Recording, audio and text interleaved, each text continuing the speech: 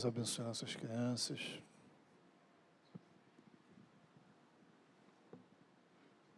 Amém. Bom dia, irmãos. Sempre privilégio a gente poder estar aqui na casa do Senhor, podendo cultuar a Ele em família. Gostaria que você abrisse sua Bíblia na carta de Tiago, dando continuidade à nossa série de mensagens, baseada nas cartas gerais, o caminho, encontrar, permanecer, reencontrar. Tiago, capítulo 1, a partir do verso 19.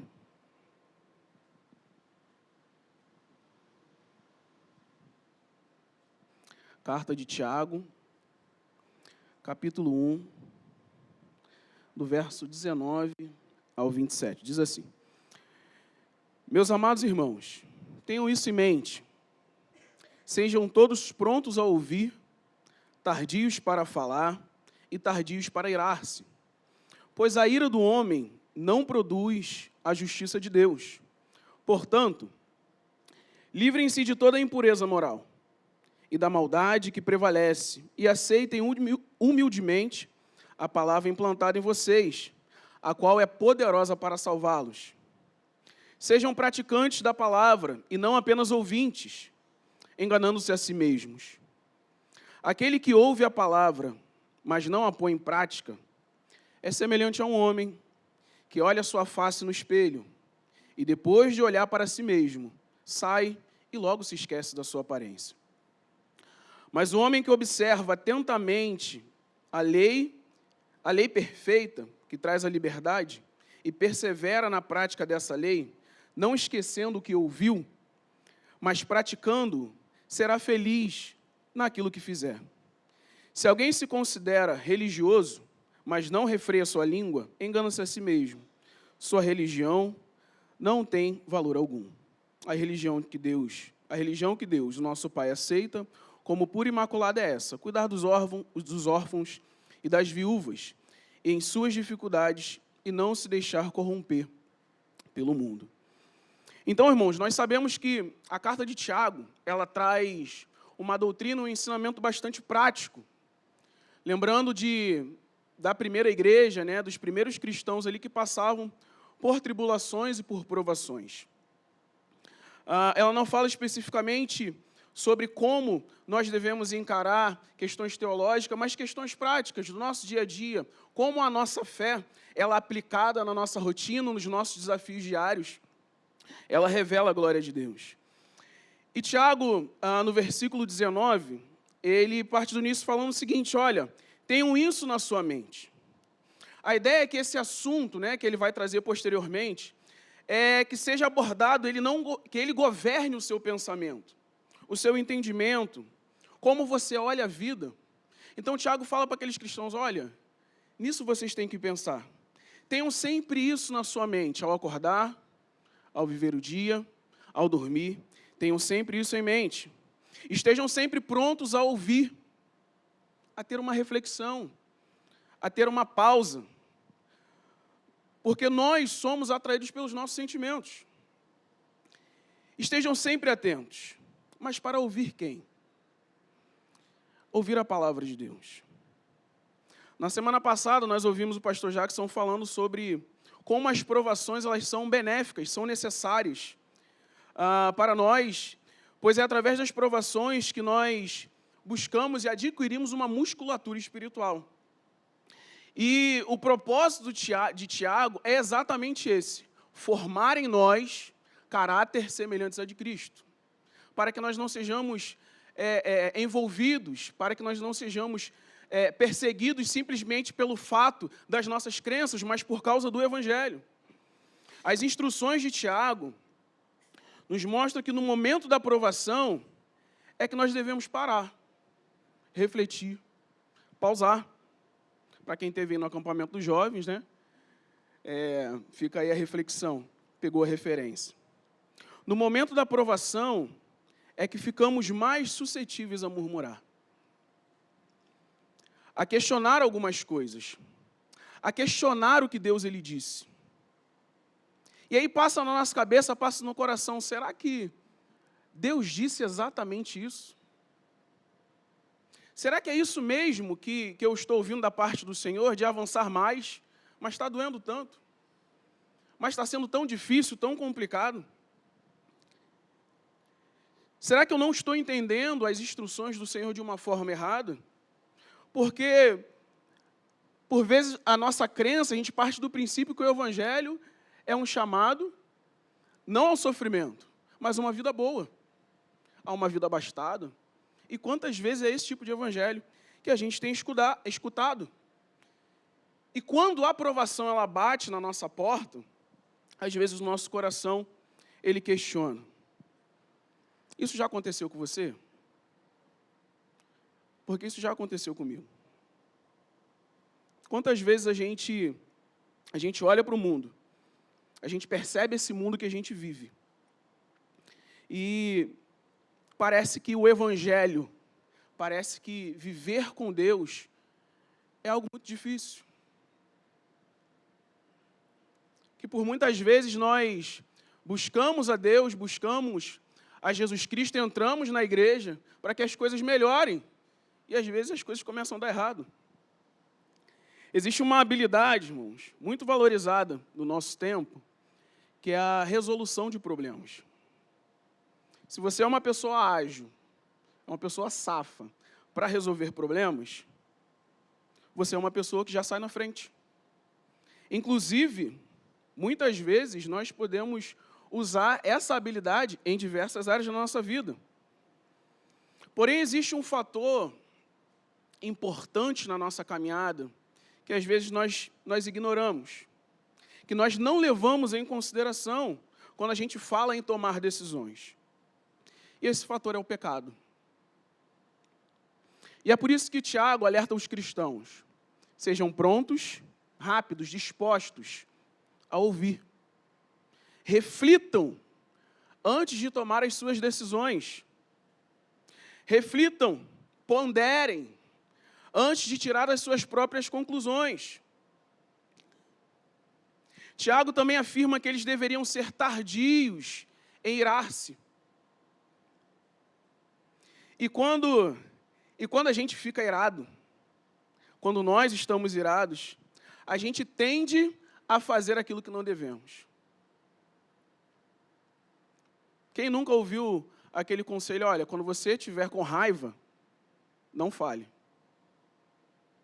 Conte de 1 até 10, toma um copo com água com açúcar, ainda que cientificamente não tenha nada provado que isso resolva, né? Mas toma uma água com açúcar para você ficar um pouco mais calmo. Isso é o que o pecado ele faz com a gente. Acho que todos nós já passamos por essa situação. Falou o que não devia, fez o que não devia, se comportou da forma que não devia. Irmãos, o pecado está à porta. O pecado está diante de nós. Isso faz a gente lembrar, lá em Gênesis capítulo 4, que relata o assassinato de Abel. O texto fala que, após Deus se agradar da oferta de Abel e rejeitar a oferta de Caim, Caim ficou irado. Caim ficou furioso. O texto fala que o semblante de Caim, ele caiu. Ele ficou irritado. E há um alerta da parte de Deus para Caim: olha, se você tivesse feito o que é certo, você estaria sorrindo. Mas você agiu mal. E por isso, o pecado está à sua porta, à sua espera.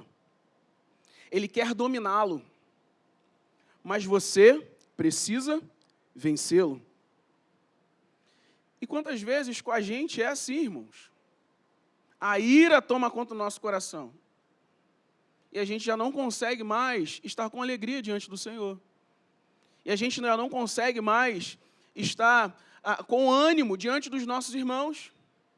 Você percebe logo, né? Tem alguns irmãos que já são um pouco mais alegres. Você já percebe quando o semblante está caído que tem alguma coisa errada.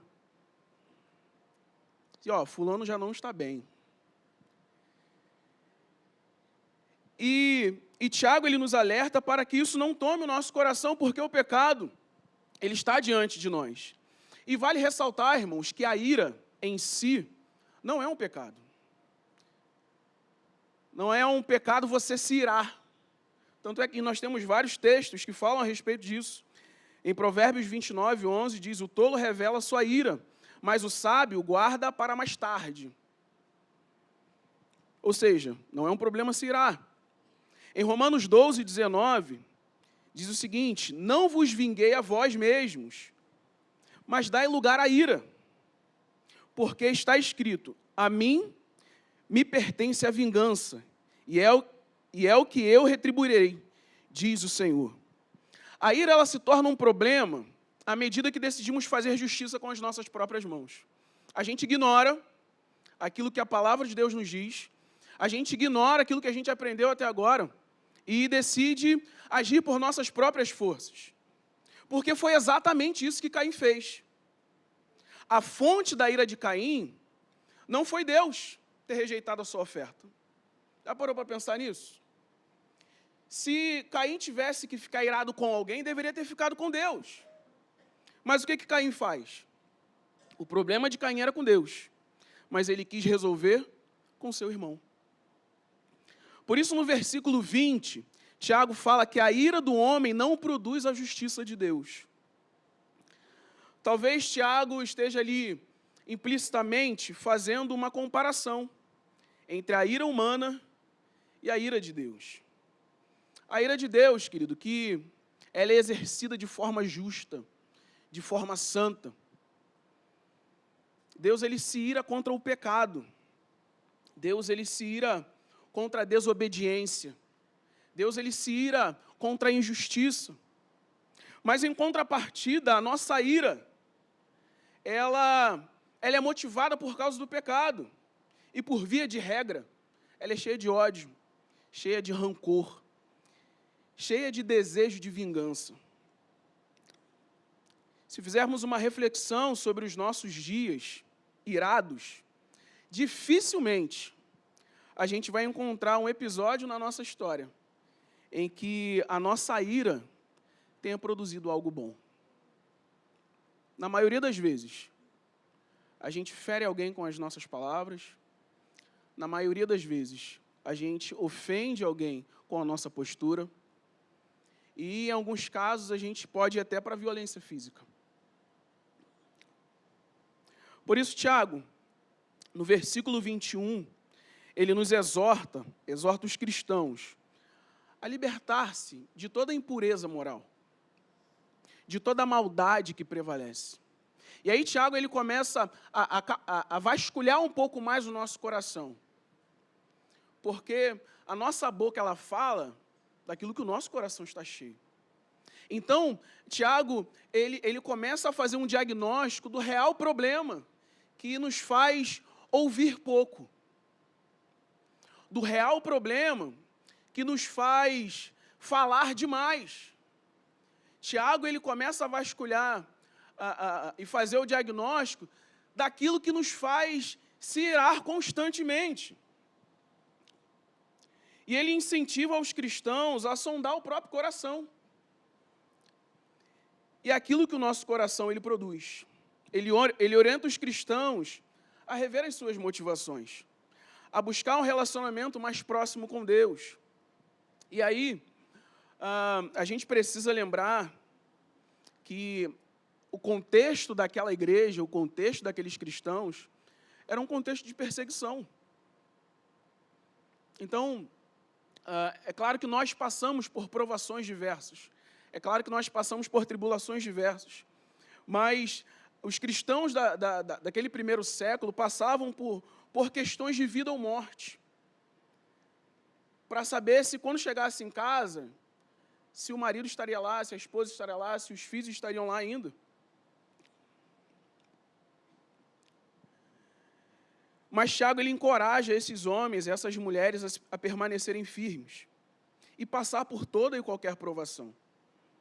Isso tudo pelo simples fato de ser cristão, porque agora eles têm a marca de Cristo. Aquelas pessoas precisavam ser exortadas a responder corretamente a essas tribulações. e como a gente tem aprendido, né, como a gente tem andado e temos refletido de como Deus ele tem trabalhado nos nossos corações para que a gente corresponda, para que a gente responda da maneira correta, da maneira que glorifique ao Senhor, que aplique a justiça de Deus e não a nossa própria justiça. Esse chamado à mudança de mente, à mudança de comportamento, esse chamado que Deus ele nos dá, que Jesus ele nos convoca a buscarmos a santificação, nós precisamos não confiar simplesmente nas nossas forças. Esse processo, querido, de vasculhar o nosso coração, de refletir sobre as nossas atitudes, de buscar a nossa santificação, esse não é um processo que começa em nós. Se a gente for depender exclusivamente das nossas forças, depender exclusivamente do nosso conhecimento, do nosso entendimento, nós vamos fracassar. E é por isso que Tiago, ele avança e nos demonstra que é necessário uma ação externa para que esse processo comece. Perceba que o texto nos orienta a nos livrarmos da impureza moral e da maldade, e que recebamos humildemente a palavra, que é poderosa para salvar. A palavra de Deus, irmãos, ela é poderosa para transformar a nossa vida. A palavra de Deus, ela é poderosa para transformar o nosso entendimento, para transformar os nossos sentimentos, para transformar as nossas intenções.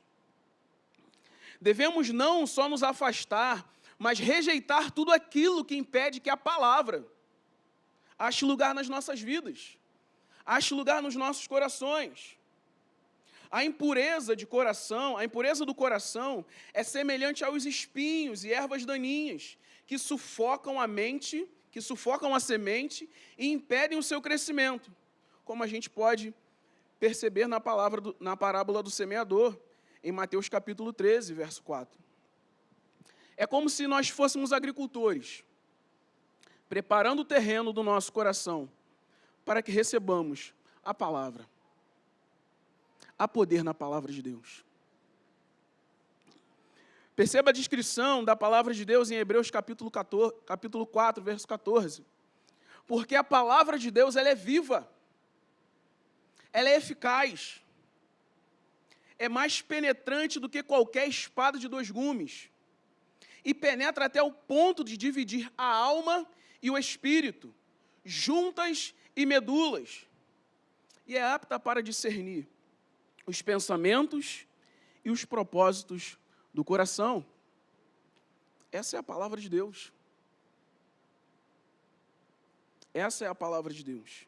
A palavra de Deus, ela transforma a nossa vida. O poder da palavra está nela mesma. Pois não é qualquer tipo de palavra. É a palavra de Deus. Aquele que criou os céus e a terra. Aquele que dá nome às estrelas, que criou tudo que é bom. É a palavra dele que é direcionada às nossas vidas.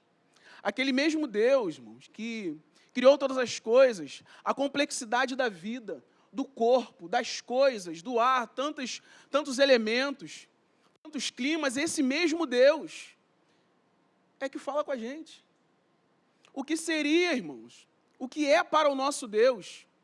Uma pessoa raivosa, uma pessoa irada, uma pessoa que não consegue liberar perdão. Essa é a palavra do nosso Deus. A palavra nos leva a ter um relacionamento real e verdadeiro com Deus. Pois Cristo, Ele é a palavra. O verbo que se fez carne. O Evangelho é uma pessoa. E o Evangelho é Deus enviando o seu Filho para morrer por nós, para pagar um preço que nós não seríamos capazes de pagar.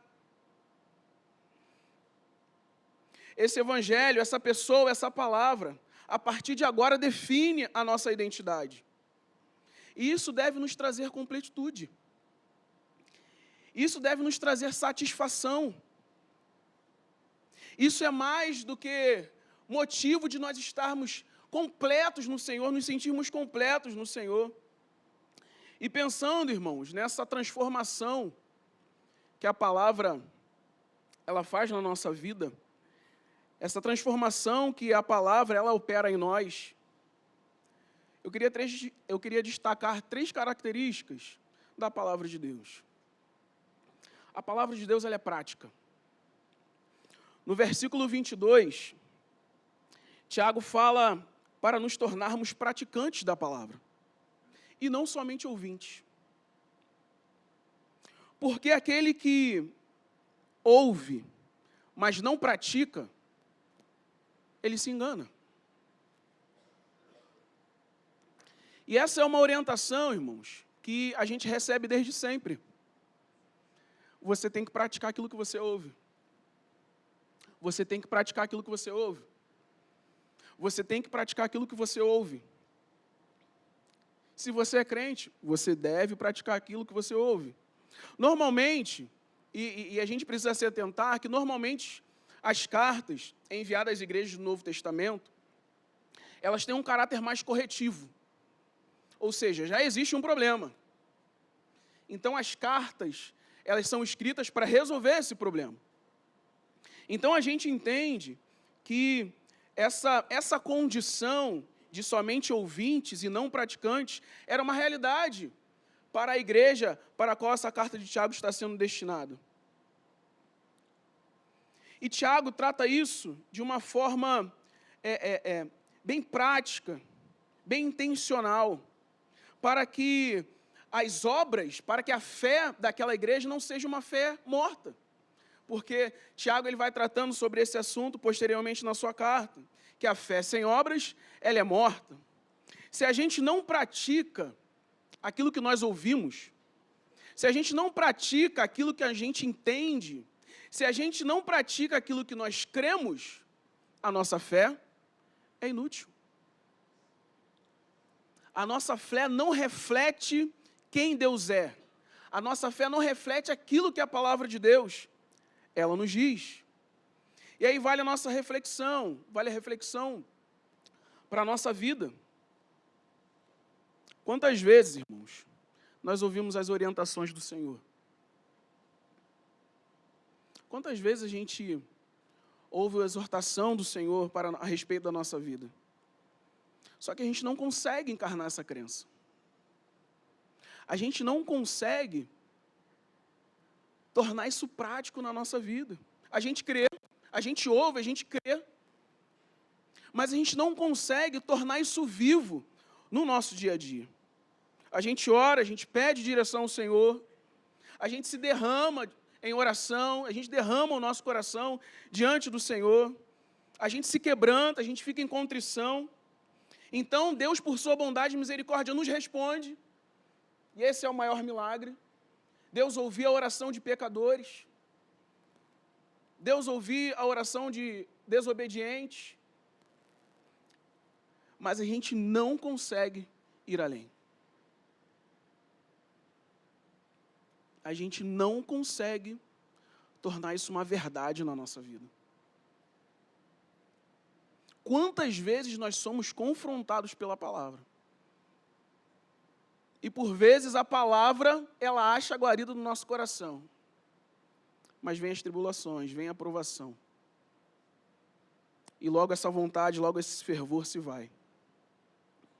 E nessa caminhada de uma vida teórica, nós nos enganamos. A vida cristã, ela se torna um equívoco. A nossa caminhada é uma caminhada de mentira, ainda que você venha à igreja. Ainda que você se autodenomine evangélico. Mas quando não há prática, não há evangelho. E isso nos leva ao segundo ponto. A palavra de Deus, ela é real. Primeiro ponto, a palavra é prática. Segundo ponto, a palavra de Deus, ela é real. Irmãos, é verdade que Deus ele criou tudo bom e perfeito. É real que nós deliberadamente nos rebelamos contra o Criador. É real que o pecado nos afastou de um relacionamento com Deus. A nossa desobediência nos afastou de um relacionamento com Deus. É real que o pecado, ele corrompeu a imagem de Deus em nós. E cada vez a humanidade vai a passos largos, longe, e buscando seus próprios caminhos. Mas também é real, querido, que Deus, na sua infinita bondade, na sua misericórdia, Ele não nos entregou a nossa própria sorte. Também é real, queridos, que o amor incondicional, o amor sacrificial, o amor sobrenatural de Jesus, o amor de Deus, enviou o seu Filho Jesus para morrer por nós, para pagar o preço da desobediência, para pagar o preço da rebelião, para que pudéssemos entrar na presença do Senhor novamente. Isso é verdade. Também é real, queridos, que Jesus ele nos advertiu que nós passaríamos por aflições. Também é real que Ele falou que não nos deixaria órfãos. E que enviaria o Espírito Santo Consolador, que estaria conosco em todos os momentos. Também é real, irmãos, que Deus nos deu uma família, para que possamos viver o Evangelho e viver em comunhão, amando uns aos outros, sendo suporte uns para os outros, para que juntos possamos cumprir a missão que, com o auxílio do Espírito Santo, Ele confiou a nós. Nós não faremos isso sozinhos.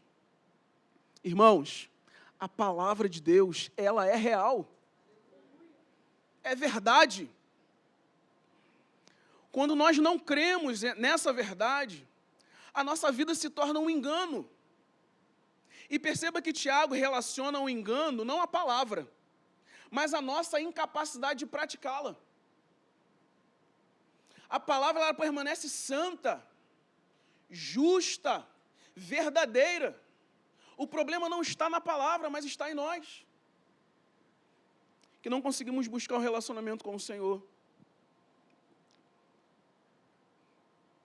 Não praticar a palavra de Deus é como se a gente colocasse na ponta do lápis se realmente vale a pena. Se realmente vale a pena prosseguir esse caminho. Deus tem nos dado, irmãos, vários meios de graça. A gente sabe que ora pouco. Sei lá no seu coração, no seu íntimo, você sabe que você ora pouco. A gente sabe que a gente está muito aquém da nossa leitura diária. A gente sabe que a gente medita pouco. A gente sabe que tem que se dedicar mais ao serviço. A gente sabe que precisa se dedicar mais à comunhão. Mas isso tudo, irmãos, não depende de nós. Essa força, o que torna isso possível é a palavra de Deus, que encontra morada nos nossos corações e através do poder do Espírito Santo, isso tudo se torna possível. E às vezes a gente olha para a nossa vida e tenta encaixar momentos de oração, momentos de leitura. A gente sabe que às vezes não dá. A nossa realidade é uma realidade complicada. E a gente sabe que o Espírito Santo nos incomoda e a gente entende que a gente precisa largar certos tipos de pecados. A gente precisa largar o pecado. A gente precisa abandonar os pesos que nos têm feito tropeçar. A gente sabe que precisa de mais tempo. Se a gente fizer uma enquete aí, em primeiro lugar, vai ser dinheiro, com certeza, né? Mas se a gente fizer uma enquete perguntando do que você mais precisa, tempo. A gente sabe que a gente tem um problema com o tempo. Mas quando a gente olha para a nossa agenda, por vezes a gente não consegue encaixar um tempo para o Senhor. a gente não consegue riscar outras tarefas, a gente não consegue abrir mão de outras coisas para encaixar tempo com o Senhor, tempo com a palavra, tempo em um relacionamento mais profundo. Enquanto a gente não consegue encaixar tempo para o Senhor, a gente vive um engano. Porque, na verdade, a nossa agenda deveria ser a agenda do reino. A questão é, se nós estamos nos enganando na avaliação que a gente está fazendo da palavra, e como a gente tem feito a avaliação do nosso relacionamento com Deus. Como tem sido o nosso relacionamento com Deus? E aí a gente pensa no nosso terceiro tópico, nosso terceiro ponto. A palavra de Deus, ela nos leva a um relacionamento com Cristo. Esse é o propósito da nossa vida. Você nasceu, você foi salvo. Deus te tirou das trevas para a sua maravilhosa luz, para que você fosse dele. Não da sua agenda. Não do seu trabalho. Não do seu relacionamento. Deus enviou o seu Filho Jesus para morrer por nós, para que nós não fôssemos reféns da nossa própria vida, dos nossos próprios planos, das nossas próprias expectativas. Mas existe um reino, existe um Deus que tem um plano para cada um de nós. E esse plano foi estabelecido desde a fundação do mundo, querido. E é um privilégio poder servir ao nosso Senhor. E é por isso que Cristo, Ele busca em nós um relacionamento. E nos dá condição para isso.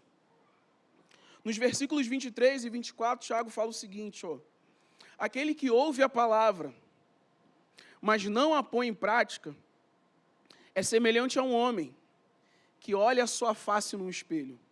E depois de olhar para si mesmo, sai e logo esquece da sua aparência. Quando a gente não pratica a palavra, irmãos, quando a nossa vida ela se torna um equívoco, a gente perde a noção de quem nós somos. O Evangelho, ele é como um espelho, que nos mostra realmente quem nós somos. Tiago, ele faz essa metáfora, ele traz esse simbolismo, daquela pessoa que entende a palavra, crê na palavra, mas não pratica, como a pessoa que está diante do espelho. Mas logo essa pessoa sai e se esquece de quem é. E quando a gente se esquece de quem nós somos, irmãos, a gente esquece do propósito de Deus em nós. A gente esquece o porquê nós estamos vivos. A gente esquece porque nós estamos sentados nessa cadeira. E o Evangelho, irmãos, ele tem que ser como um espelho para nós. Porque o Evangelho, sim, ele mostra de fato quem nós somos. Não devemos nos esquecer de quem nós somos. O espelho do Evangelho nos mostra de onde Cristo nos tirou. O espelho do Evangelho nos mostra que Cristo está conosco. E esse é o momento que a gente traz para a nossa realidade, a nossa reflexão. Nós precisamos olhar para o espelho do Evangelho. Quando a gente olha no espelho, quem a gente vê?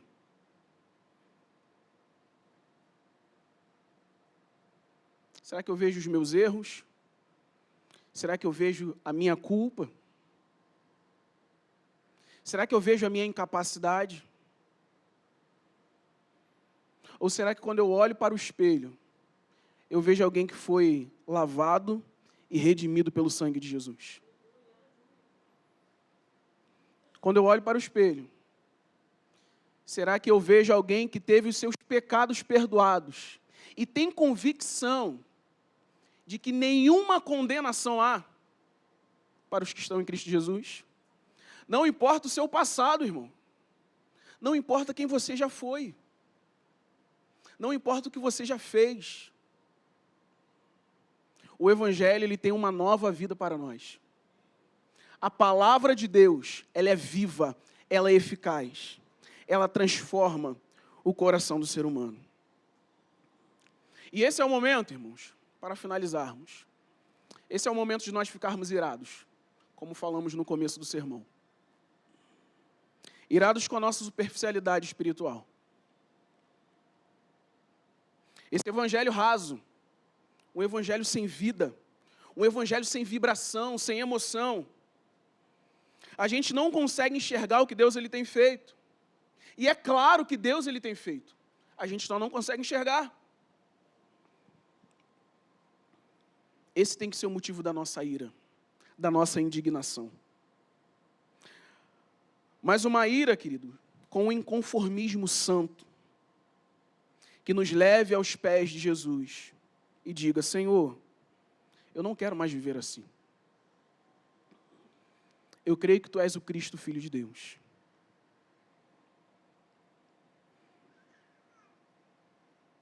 Que Deus ele possa, queridos, nessa manhã, nos fazer enxergar, não a nossa imagem. Que a palavra de Deus possa fazer uma obra em nós, que nos faça olhar para o espelho e não enxergar mais a gente, mas olhar Cristo. Olhar a sua vida, o seu amor, os seus atributos, quem Ele é e o plano que Ele tem em cada um de nós. Vamos orar?